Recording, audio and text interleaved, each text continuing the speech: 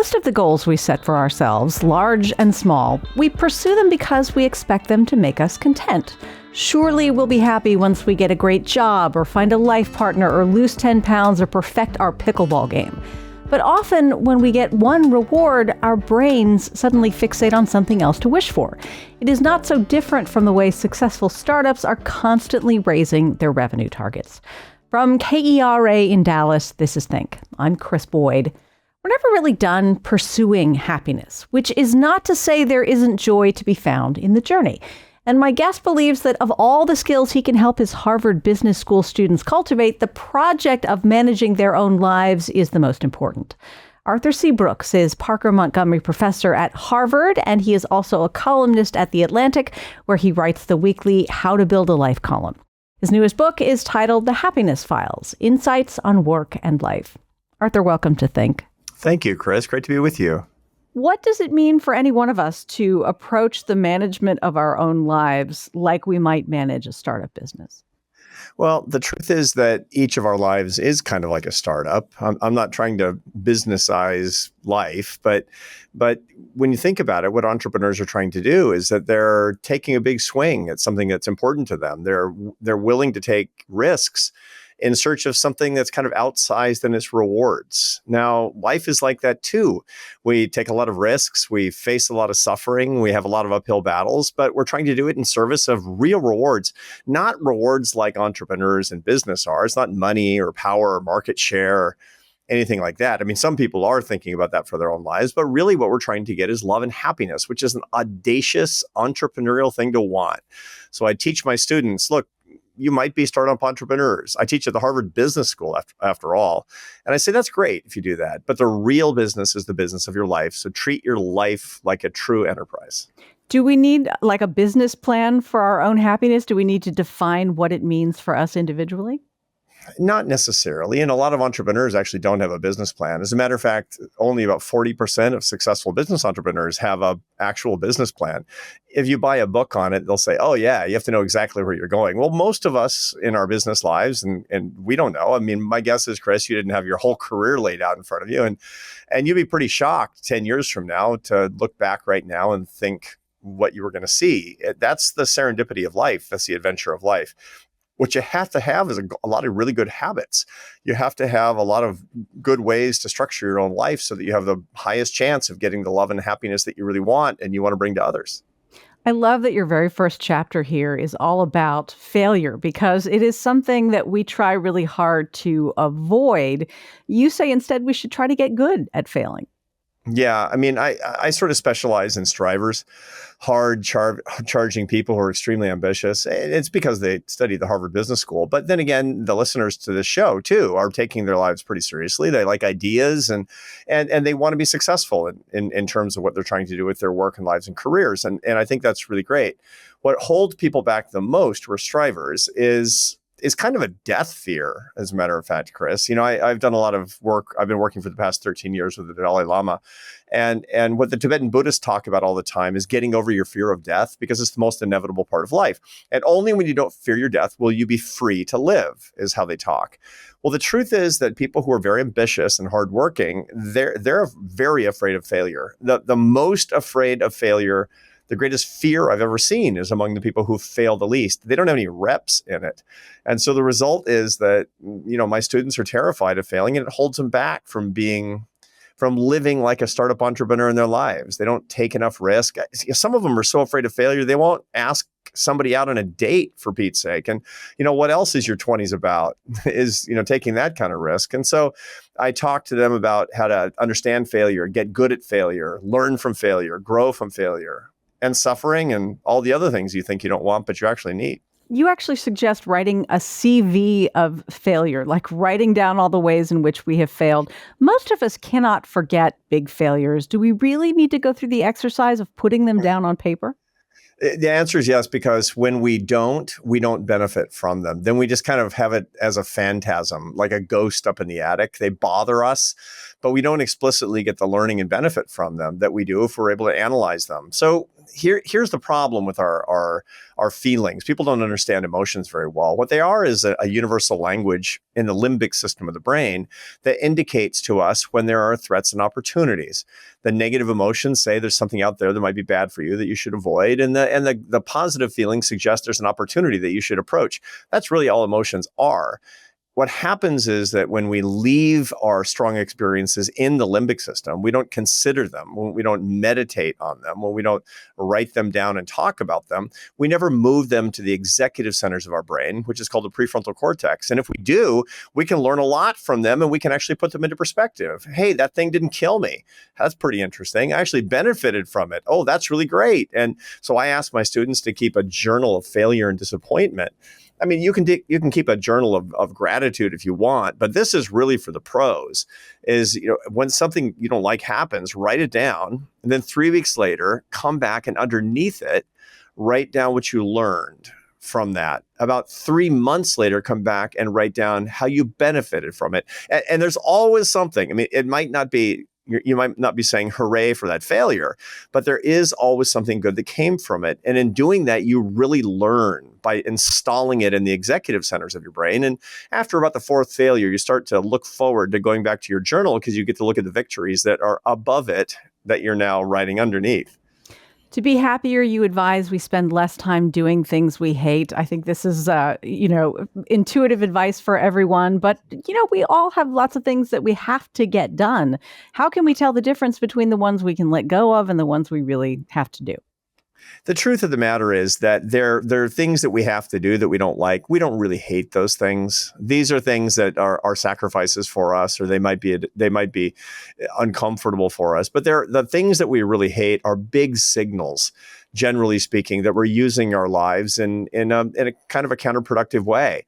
When we're with people because we feel like this is really good for me to hang out with this person, but the person is just toxic and bothering me and bumming me out and lowering my quality of life, that's a big signal that is not passing the cost benefit ratio. None of us is getting any younger. As the years are passing by, we need to make good cost benefit decisions. And so I ask my students, and more importantly, I mean, my whole mission is public education. I'm doing hundreds of these, talks in media and on stages a year, talking to older people than my students. And I say, are you doing things that you used to feel like you had to do just because of your old attachments? I recommend that the people that I talk to have a kind of a reverse bucket list, a to-don't list over the course of the year, where they start getting rid of these old attachments, the things that don't serve them and the relationships that are very toxic to them, and say, I'm not going to do that this year. Really start to chip away some of these attachments. And when they chip away, it's like a sculpture. There's nothing wrong with the things that you're chipping away morally, but what you'll find inside is the real beautiful sculpture, the work of art that is you, only when you get rid of the parts that are, not you. A lot of people thought that remote work would be a cure for burnout, and it has not worked out that way for many people. What's going on? Yeah, I read about that a lot in this new book, in the Happiness Files, because this is really a manual for a lot of people who are trying to get happier over the course of their careers and work. It's kind of a work-focused book, as a matter of fact. And so I can't not talk about remote work. This is the big phenomenon of our time. It is incredibly convenient. And the truth is that probably you and I would not be looking at each other on this Zoom-based technology or a virtually based technology had it not been for the coronavirus epidemic that sent everybody home. This is the mother of invention, to be sure. I've become unbelievably efficient at my work. I can give a speech in Milan and Denver on the same day, which is wonderful as far as it goes. The problem is that when we rely on that too much, human beings actually need to bond to one another. We are evolved to actually make kinship ties with the people that we live with and even the people that we work with to a certain extent. We have a neuropeptide in the brain that helps us do that called oxytocin. It's a bonding molecule, as a matter of fact. And you get that from eye contact and touch. When you first lay eyes on your newborn baby and you lock eyes on the infant, and it's like the 4th of July inside your head for mom and dad. And that's something that we all need. We're built for that. When we don't have that, we're intensely uncomfortable. Well, the era of Zoom has been really deleterious for that. It's not as if your colleagues at work or your newborn infant. These are not your brothers and sisters, but the truth is you need those bonds as well. And when people don't see anybody else in person, they get an intense kind of neurochemical withdrawal. It makes them lonely. It makes them depressed and anxious. It makes them want to consume more highly glycemic carbohydrates. And well, if the refrigerator is right there, it becomes even more of a problem. So, I mean, it's like, yeah, find ways. And if you can't go back to work because you're permanently at a distance, go find humans. You got to spend more time with the humans. Procrastination is not necessarily a bad thing. When can it be a good thing? Procrastination is a natural defense such that you can ruminate productively on something that's important to you. Now, that said, I've procrastinated a lot when I've had a book that was due to my publisher and I was having a hard time with it. And well, I'll get to it tomorrow. And, that's just nothing more than putting off something that's unpleasant, putting off the inevitable that I don't like. But a lot of times when I have a big creative project, I find that if I put it off until the next day, I will naturally place it into a zone neurochemically for me where I'm more creative and I'm more focused. So I'll give you an example. If during the afternoon, I'm trying to work on one of my columns in the Atlantic, or I'm working on a book chapter or something like that, and I'm having a hard time with it, I will just consciously put it off until the next day. That's very productive procrastination. Why? Because I have more dopamine in my brain first thing in the morning, and I will solve something in 15 minutes. It would have taken me 3 hours to solve the afternoon before. So strategic procrastination can be a very, very good technique for greater efficiency and higher quality work. But most of us, or often we're not doing it strategically. How can we know if our procrastination is really just an excuse? Well, if you're putting it off day after day after day, that's a pretty good signal. If you're putting it off for one day because you think that tomorrow you'll be a little bit more inspired to do it, that's a better sign that you're on the right track. And in fact, one of the things that I recommend to people is when they're putting together something pretty creative, to do 90% and leave the next 10% for the next day on purpose. You'll wind up actually having a better ending to what you're working on, and you'll have an overall better product because you'll go back through it. And when you go back through it the next day, you'll have a second pass at it that's using your brain the way your brain is supposed to be used. What was the Hemingway trick? The Hemingway trick, well, Hemingway had some special problems. Hemingway drank like a fish, and that's one of the best ways to ruin your creativity. Drinking heavily or using any euphoric substances, cannabis, any other drugs or behaviors that spike your dopamine. What that does is, in spiking your dopamine, usually in the evening, you get a hangover, and part of the hangover that you get is insufficient dopamine in the morning.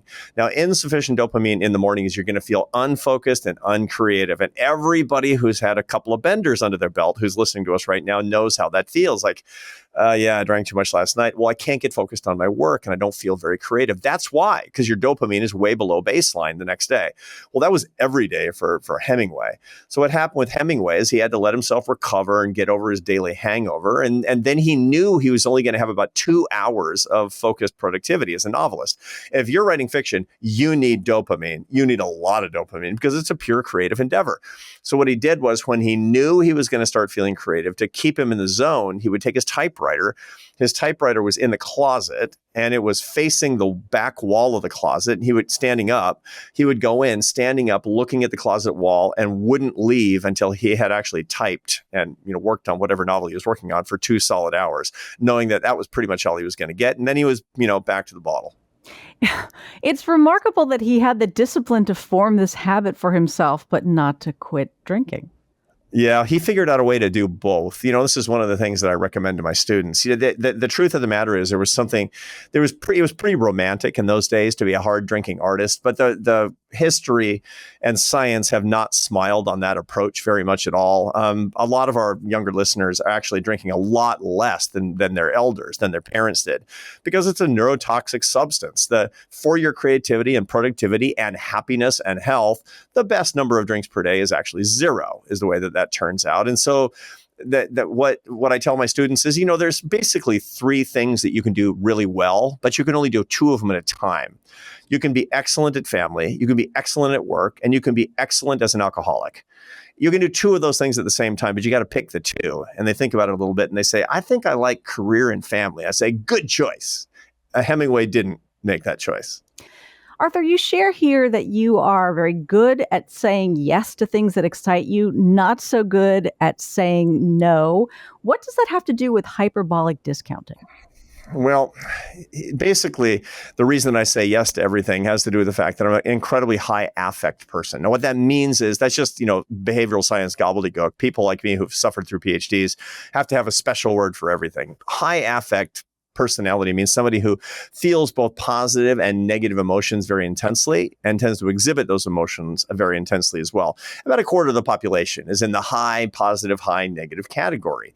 Now, those people in general have a hard time saying no to things because they look at things that are far away and they say, if you offer me something cool that's a few months out, I want to say yes because I'm going to get a little benefit from saying the yes right now, despite the fact that I'm going to pay a lot to actually go do the gig. And so, if you say, hey, you want to do balloon animals for my nephew's bar mitzvah in Fairbanks next March? I'll be like, Fairbanks in March, sign me up. But then, March comes along and I'm like, man, it's cold in Fairbanks. I don't even know how to do balloon animals. So I have to be very careful about that, given the fact that I tend to, the further out you ask me to do something, the more likely I am to say yes, because of my natural personality affect profile.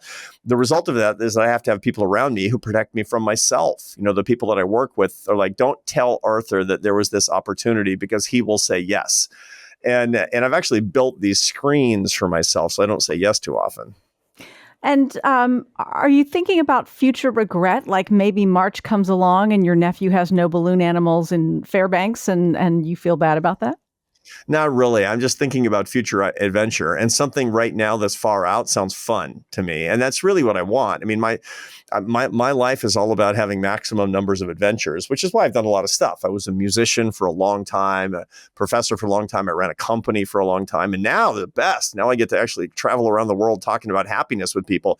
And it's an unbelievable blast is the whole thing. So I have a big bias for novelty, meaning especially if you would offer me an opportunity to do something I've never done before. So balloon animals for a bar mitzvah while jumping out of an airplane over the Mekong Delta, sign me up.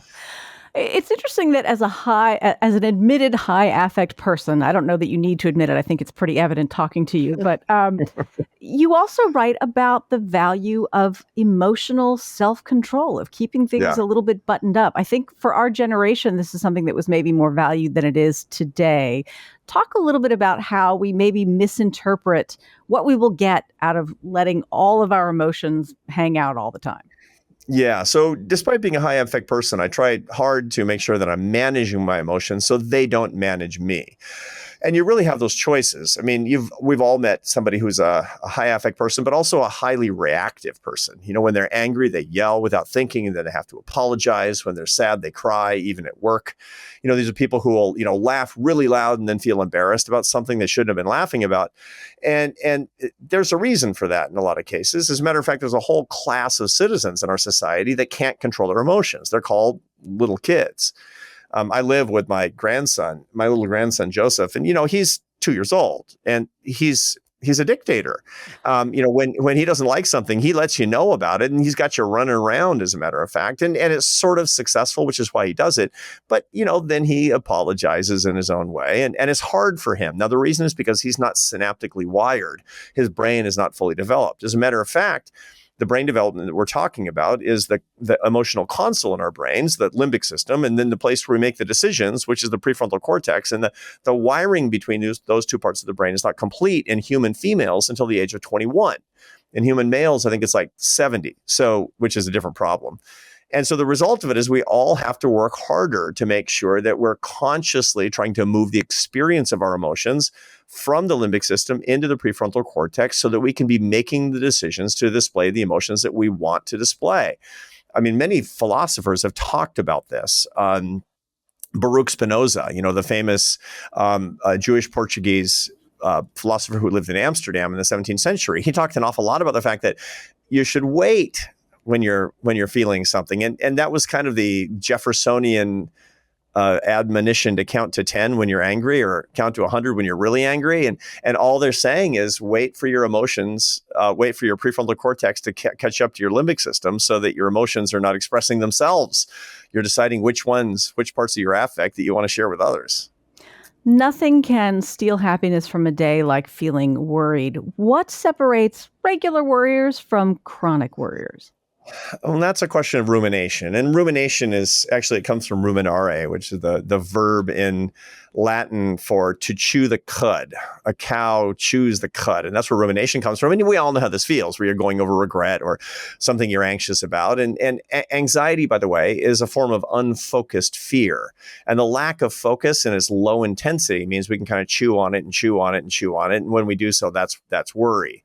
Worry is funny because worry is, generally speaking, not focused on any specific fear, because our brain is pretty good at keeping the source of the actual fear away from us. But when we don't consider what we're really worried about, then we'll just chew on that cud all day long. And people who do that chronically, they have a pretty low quality of life. There's a part of your brain dedicated to that rumination. It's called a ventrolateral prefrontal cortex. Nobody needs to remember that. But if you want to write it down, folks, VLPFC, just, Google that and you'll find it. And that part of the brain is dedicated to ruminative sadness in clinical depression, to creative activities, and even to romantic love when you're falling in love with somebody and can't stop thinking about them. It's also associated with low levels of serotonin, which is associated with clinical depression. And so the result of that is that we tend to find a certain kind of person who's creative and romantic and also kind of depressed and ruminating on things all the time. So there's some good things that come along with it, but it can be really, really tricky to manage. I had not thought about this, but you write about the fact that chronic worriers, some of them are even a little bit superstitious. Like, if I worry enough about this terrible thing that I hope doesn't happen, then it can't possibly happen because I've worried enough. Yeah, that's what a lot of warriors think, because they've been able pretty successfully over the course of their lives to reason certain things out. And so they think that worrying is a certain form of reason. Worry becomes a totemic activity where I'm going to ruminate on this thing over and over and over again. And just the worrying itself will keep the demons at bay, will keep the bad thing from actually happening, which of course is nonsense. And when people are metacognitive, which is to say that they're using their prefrontal cortex very consciously about that, they can self-manage to the point that they let go of some of these superstitious feelings. Telling somebody not to worry works about as well as telling someone to calm down when they seem agitated. Why is it helpful to write down the thing that's worrying us? Yeah, that's a good point. And, people have all told us, I'm kind of a worrier. I'm a very anxious person, and my wife's not. And, she's pretty chill, as a matter of fact. And when she sees me really stressed out about something, she'll say, don't worry about it. Look, if it comes to pass, it comes to pass. Unhelpful. So what's really helpful is any technique that will move it from, the more primitive parts of your brain to the more modern parts of your brain. There are parts of your brain where you make executive decisions. And the best way to do that is writing something down. That's why journaling is so unbelievably helpful. I ask my students to keep fear journals, anxiety journals. And what that's all about is thinking about the things they're very anxious and worried about, and then writing them down in their journal. Underneath each one of these entries, I ask them to write, what's the worst case scenario, the best case scenario, the most likely case scenario, and then to assign some subjective probabilities to each one and a strategy to what you're going to do if each one of these things comes to pass. Now, what's really happening, I mean, this is probably good for decision making, but more importantly, what that's doing is engaging the prefrontal cortex, the part of your brain where you can say, I was worried about something that's a very low probability, and I actually know what I would do if this came to pass. And in so doing, you will find that you'll probably be able to sleep better, maybe for the first time in a long time. This sounds a little bit like DIY cognitive behavioral therapy. Yeah, no, it's very related to a lot of cognitive behavioral and mindfulness techniques. And because all of cognitive behavioral therapy is all different ways of practicing metacognition, understanding yourself, moving your emotional experiences into the front of your head, the meaty bumper of tissue behind your forehead where you make your conscious decisions, and becoming an expert in yourself.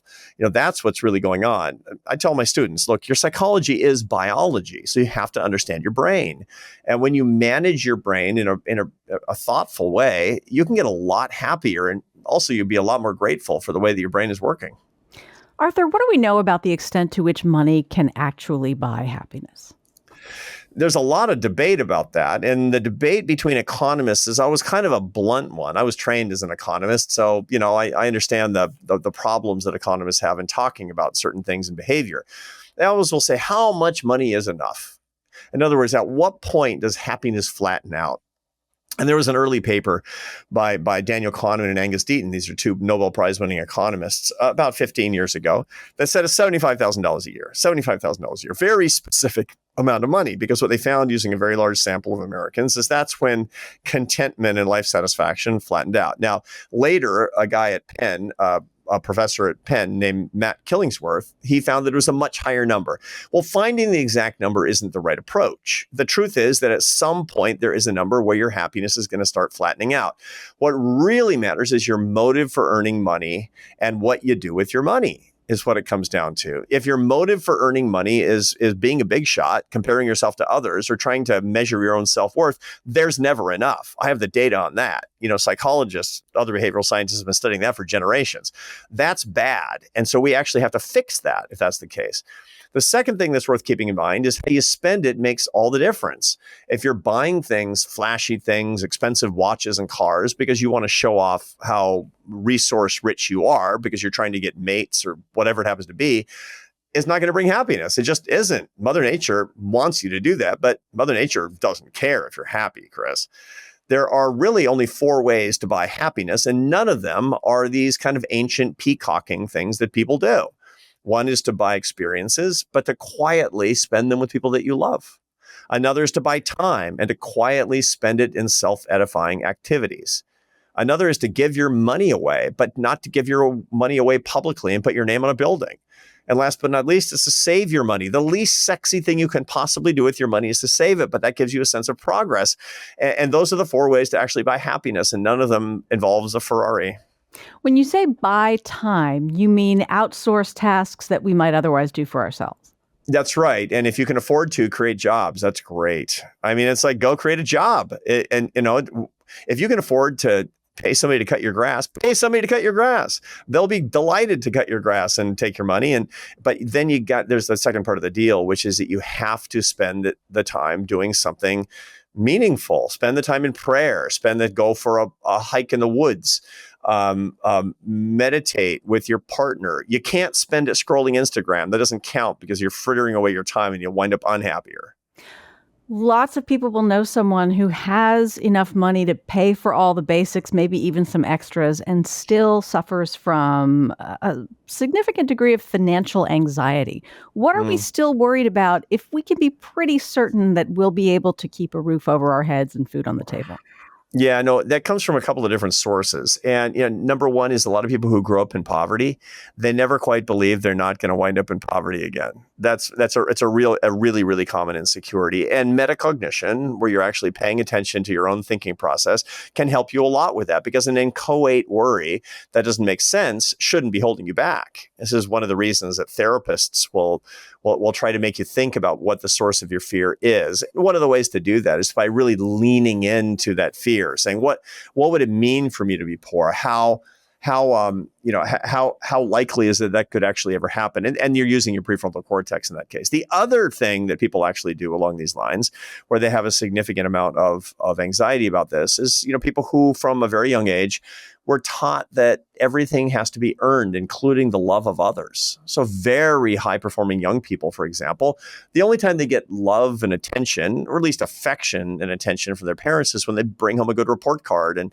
when they get on the sports team or first chair in the orchestra and get into a good university and then get a really good job. And they spend the rest of their lives trying to earn everybody else's love. When they think about actually not earning as much or bringing home as much or peacocking as much, they sort of intuitively think that the love that they have for people around them, their children, their parents, their partner, God, it might disappear. So hearing that about parents who make their kids think that they are not loved unless they achieve is concerning. But you actually say parents should worry a little bit less about how their children will turn out. I think with the caveat that, we need to take good care of them. That's true.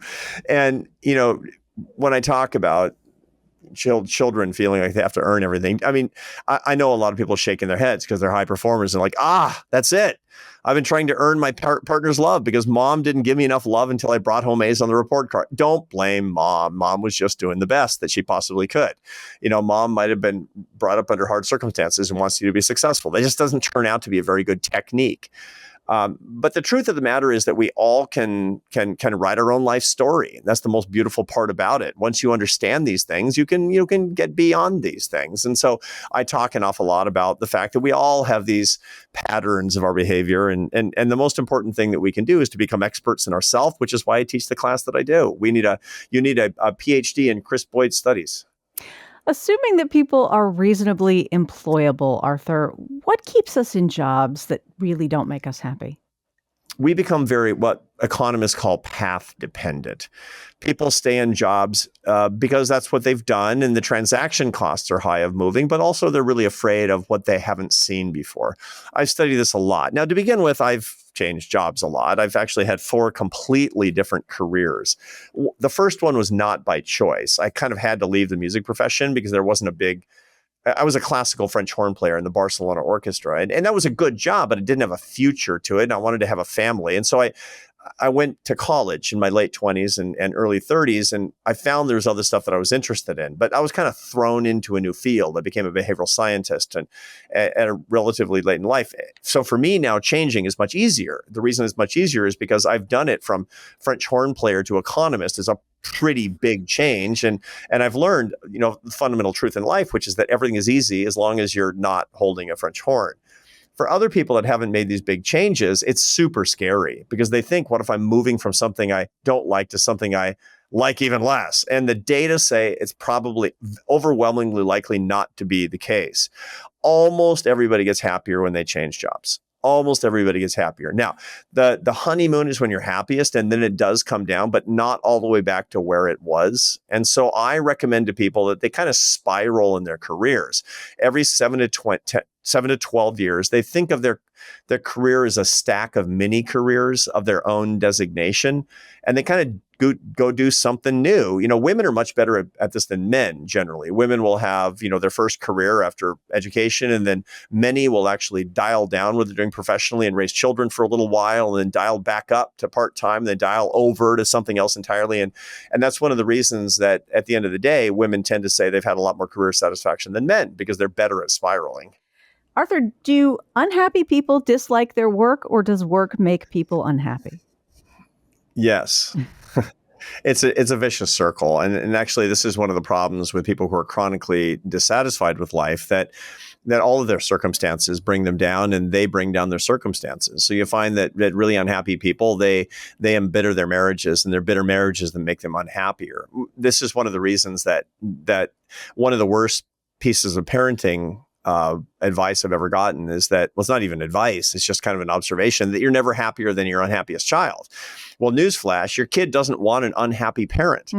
Nobody wants an unhappy spouse or an unhappy boss or an unhappy coworker. That's why I teach happiness, because happiness is an ethical obligation for all of us, not to be happy, but to work on our happiness. For some of us, happiness is harder than it is for other people. But if happiness is harder for somebody, the idea of giving up on it is a horrible thing to do. It's horrible for the people around you. It's horrible for yourself.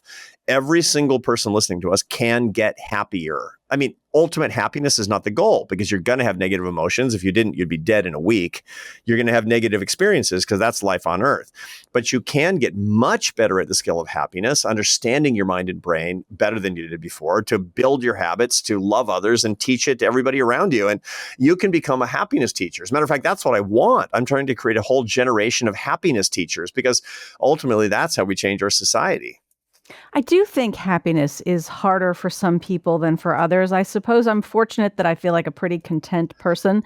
I never quite know what to do for the people in my life who struggle more to be happy. Like, there's only so much coaching you want from someone who's naturally able to see things on the sunny side. Yeah, it's true. And there's certain people around us that don't want any coaching at all.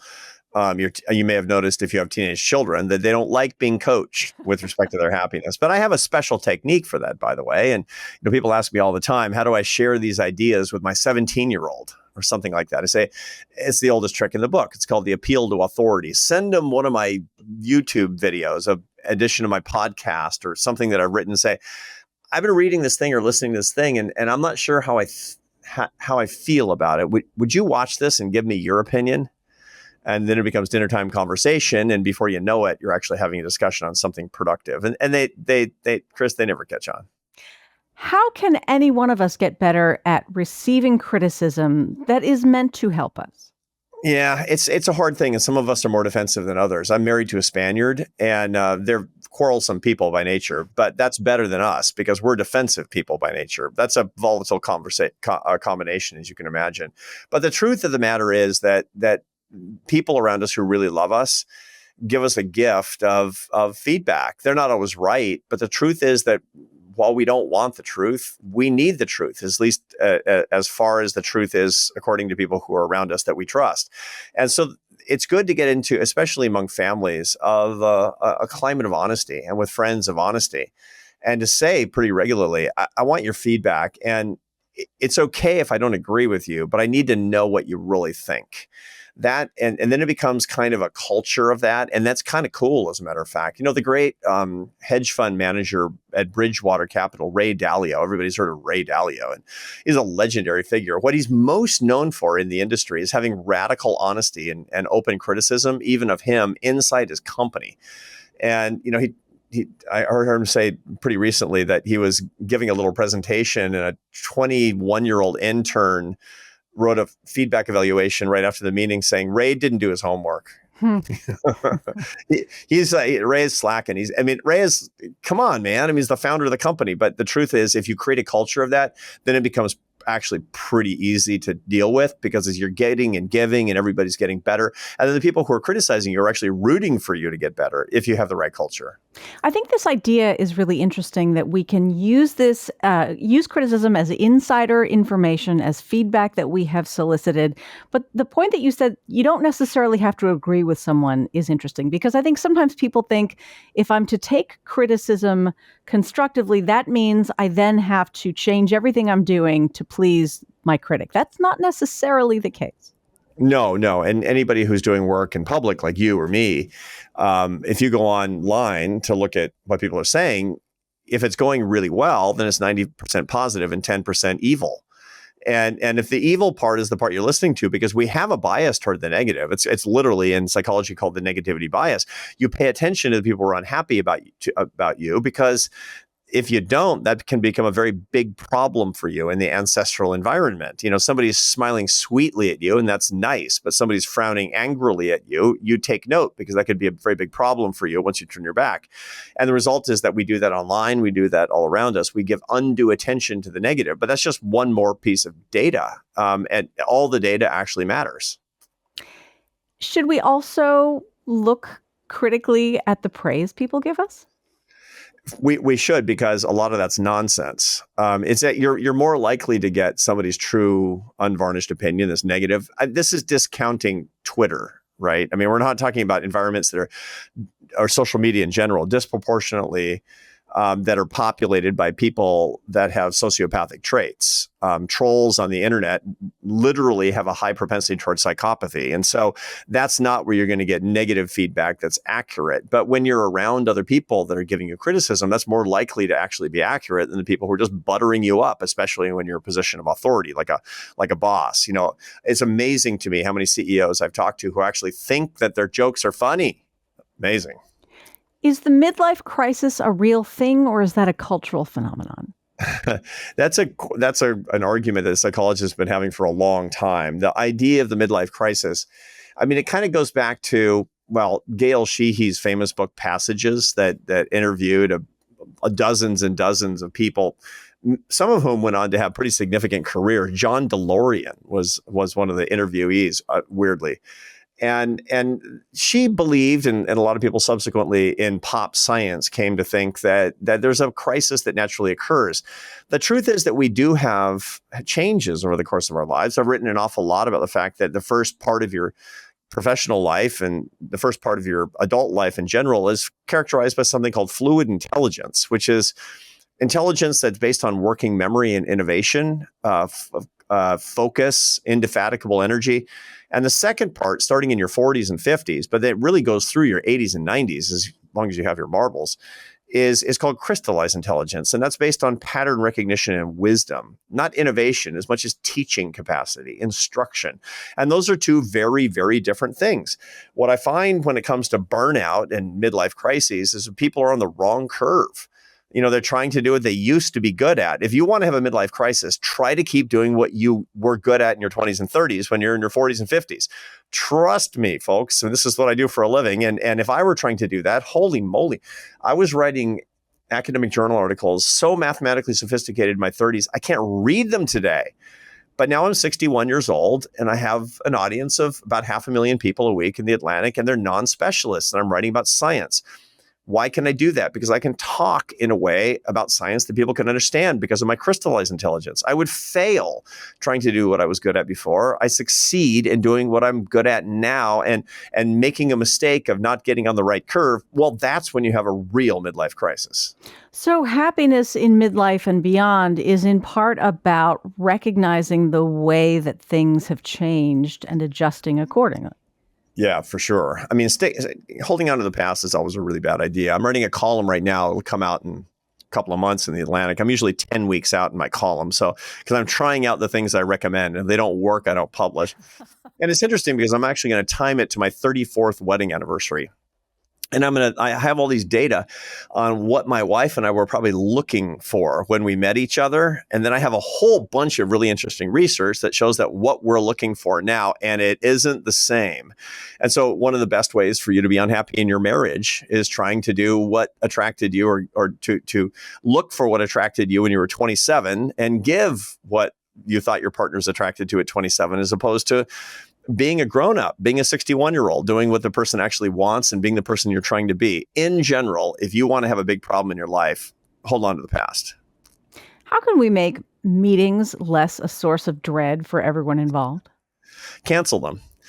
Is the short answer. And I've written about this a lot because I feel strongly about it. I mean, it's one of the things that I have some data from a research firm on Wall Street called Irrational Capital, and they actually market. I don't have any fiduciary relationship with them at all.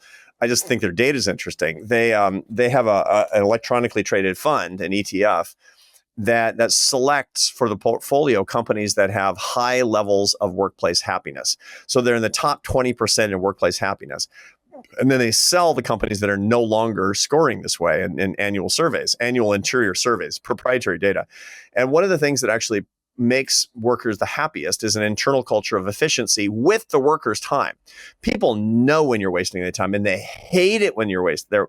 I mean, bosses don't understand that. They think, look, you're getting paid all the same. So if you come to a boring meeting that you don't need to be at, well, it's my problem, not yours. Well, that's wrong. People hate having their time wasted and their efforts wasted. People want to be effective and create value. That's just a fact. And so what the data say are very clear. And I've written about this several times over the past few years. The fewer meetings you have with the fewer people, especially fewer people who are not engaged in the meeting, the fewer of those meetings you have, the higher morale is going to be. Harvard professor Arthur Brooks is my guest. His new book is The Happiness Files: Insights on Work and Life. You're listening to Think. I'm Krys Boyd. How can we get better, those of us who naturally don't do this easily, at speaking our minds about things we care about? That takes practice, and it requires actually being in a few relationships where you trust the people. So one of the things that can be hard for this is if you're in a workplace situation where you don't trust your boss, or you have a kind of the sort of supervisor who says, I want your opinion, but actually doesn't want your opinion. Or you have a really defensive spouse who says, just tell me the truth, and actually doesn't want the truth, because every time you give the truth, the person actually blows up. You need a few people where you actually can do that. That's the first thing, is having an environment of trust and people that you actually trust to speak your mind. The second thing, however, is a little bit even more fundamental. When you tell people the truth, there's two environments, two spirits in which you can tell people the truth. One is the truth as a gift, and the other is the truth as a weapon. I know lots of people that are speaking truths, but they're doing it because they want to hurt other people. I mean, there are lots of things that I actually think at any given moment that I don't say for Pete's sake, because it actually wouldn't edify. It actually wouldn't lift anybody else up. And only doing it would only hurt somebody else's feelings, or who knows, give me some sort of a tactical advantage in a conversation. Well, I don't want to do that because I don't want to sacrifice relationships. I choose, I hope, and at my best, I choose to actually say hard truths when I'm offering these things up as a gift and love, and not under any other circumstances. Trophies and awards and prizes are intended to make the recipient happy. How can they backfire for some people? A lot of people, it's funny because I ran a big think tank in Washington, D.C. as the president for a long time. And I would go into a lot of politicians' homes and a lot of people who are big operators in Washington, D.C. And inevitably they had a wall in their office that was covered of pictures of them in, talking to presidents and heads of state, and the Pope, and, all these important people. And I would look at the pictures and, their hair was always a different color. And the reason is because a lot of these pictures were really, really old and they were hanging on to who they used to be. That's, for some people, that seems like a really good idea. You should have a trophy wall. But there's a pretty interesting article that came out recently in the Journal of Happiness Studies that ranked 68 common strategies for becoming a happier person. Dead last was a trophy room. Dead last was, was going over a list of your wins, was kind of an ego shrine. That's a bad way to do it, because really what it does is it reminds you used to be good. The truth is humans, it's not about arriving at a goal. It's a question of progress. You want to make progress, and you want to make progress every day. If you're struggling with a weight problem, for example, it's not very helpful to have a picture of you 15 years ago when you were at your ideal weight. That just reminds you that you're not today. On the contrary, make progress today toward your goal, and you're going to find yourself being a happier person. As a happiness scientist, do you ever feel pressure to perform your own happiness for other people? Well, let's just say that if I'm being a jerk in an airport, it's kind of off-brand. It's not something that I really want. And one of the reasons that I have quite publicly as a scholar, I do a lot of work in the public eye about this, is because I want to be held accountable to it. Not to be happy, but to be a good person, full of love, treat other people with respect and dignity. That's what I really want. And part of the reason for that is that treating other people with love and dignity and respect, this is one of the great secrets to happiness. Happiness does come hard to me. And, I come from very gloomy stock. The research is very clear. 50% of your base mood, your mood baseline, your affect baseline, which is not your happiness. It's evidence of your happiness. Happiness isn't a feeling, actually. But those moods the baseline moods that you get, how you wake up feeling most days, 50% of that's genetic. And it's hard. My parents had a tough time. Both of my parents. It was very, very, very tricky, I have to say. And so the result is that I was a behavioral scientist, but happiness didn't come easily to me. And the reason I got into the happiness business is my wife finally said, "Don't you have a PhD? Why don't you use it for something useful for once? Work on your own happiness." And she was dead right. So by the time I started dedicating myself to it, using the algorithm of learning, which is true in everything from golf to mathematics to happiness, which is learn the science, change your habits, teach others. That's how you learn anything. It's learn, do, teach. I mean, even surgeons, they say in medical school, watch one, do one, teach one. That's how you become an actually good surgeon. But that's true in happiness as well. So that's what I've been doing for years now. And over the past 6 years, I've been tracking my own well-being with that of my students, because I take the same tests that are validated psychometrically in the same way. And my happiness has risen, Krys, by 60% in the past 6 years. I'm glad to hear it. Arthur C. Brooks is a professor at Harvard. He writes a weekly column for The Atlantic called How to Build a Life, and he has a new book out called The Happiness Files, Insights on Work and Life. Arthur, it is always a pleasure talking with you. Thank you for making time.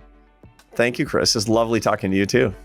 Think is distributed by PRX, the Public Radio Exchange. You can find us on Facebook, Instagram, anywhere you get podcasts, and at our website, think.kera.org. Again, I'm Krys Boyd. Thanks for listening. Have a great day.